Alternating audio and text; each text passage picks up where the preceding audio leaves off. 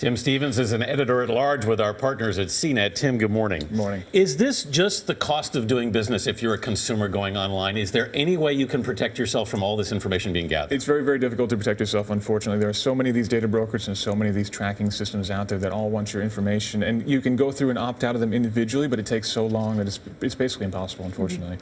And what are they doing with all this information? Where's it going? What do they want it for? They basically want to build this profile about you to see what you're looking for so they can give better targeted ads by and large. So, an ad that's more relevant to you, you're more likely to click on, which then makes the website more money, and then, of course, makes the selling site more money as well. So they want to learn as much about you as possible for advertising by and large, but also for direct marketing and for other reasons as well. Are there ways to protect yourself?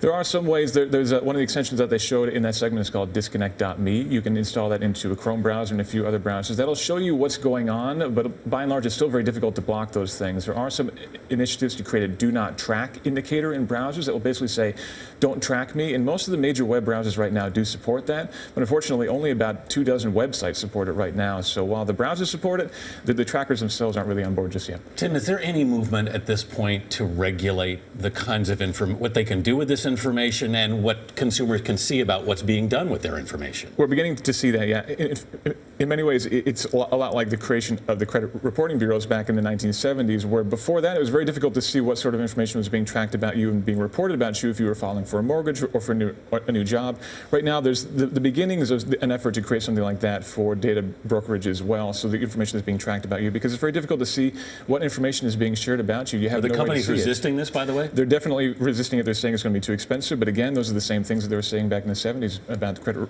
reporting. All right. Tim Stevens, thanks so much for being with us. Thank you.